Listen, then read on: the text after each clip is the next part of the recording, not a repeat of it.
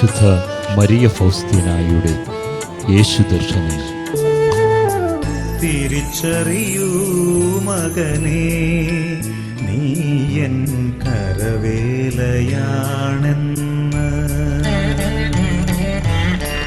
തിരിച്ചറിയൂ മകനേ, നീ എൻ കരവേലയാണെന്ന്. നിന്നിലെ നീയില്ലാതാകുമ്പോൾ എന്നാത്മം നിന്നിൽ വളർന്നിടും. എന്നാത്മം നിന്നിൽ വളർന്നിടും. ഒരവസരത്തിൽ 2 സിസ്റ്റേഴ്സ് നരകത്തിലേക്ക് പ്രവേശിക്കാൻ പോകുന്നതായി ഞാൻ കണ്ടു. തീവ്രവേദനയാൽ എൻ്റെ ആത്മാവ് കഠിനമായി മുറിപ്പെട്ടു. അവർക്കു വേണ്ടി ഞാൻ ദൈവത്തോട് പ്രാർത്ഥിച്ചു. ഈശോ എന്നോട് പറഞ്ഞു, മാരകമായ പാപത്തിൽ വീഴാൻ തക്ക അവസ്ഥയിലാണ് ഈ 2 സിസ്റ്റേഴ്സ് എന്ന് മദർ സുപ്പീരിയറിൻ്റെ അടുത്ത് ചെന്ന് പറയുക. പിറ്റേ ദിവസം ഈ വിവരം ഞാൻ സുപ്പീരിയറിനോട് പറഞ്ഞു.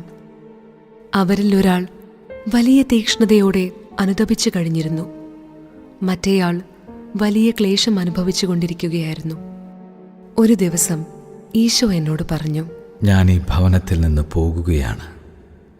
ഇവിടുത്തെ പല കാര്യങ്ങളും എനിക്കിഷ്ടമല്ല. സക്രാരിയിൽ നിന്ന് തിരുവോസ്തി പുറത്തു വന്ന് എൻ്റെ കൈകളിൽ വിശ്രമിച്ചു. അതീവ സന്തോഷത്തോടെ ഞാനത് തിരിച്ച് സക്രാരിയിൽ നിക്ഷേപിച്ചു. രണ്ടാമതും ഇത് തന്നെ ആവർത്തിച്ചു.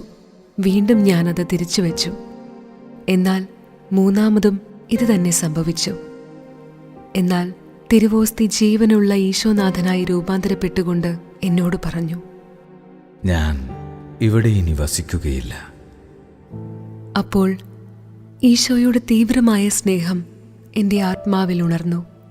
ഞാൻ പറഞ്ഞു, ഈശോയെ, അങ്ങീ ഭവനം വിട്ടുപോകാൻ ഞാൻ അനുവദിക്കുകയില്ല. ഈശോ വീണ്ടും അപ്രത്യക്ഷനായി. എൻ്റെ കൈകളിൽ തിരുവോസ്തി മാത്രമായി. വീണ്ടും ഞാനത് കാസയിൽ വെച്ച് സക്രാരിയിൽ വെച്ചടച്ചു. ഈശോ ഞങ്ങളുടെ കൂടെ വസിച്ചു. പരിഹാരമായി 3 ദിവസത്തെ ആരാധന ഞാൻ നടത്തി.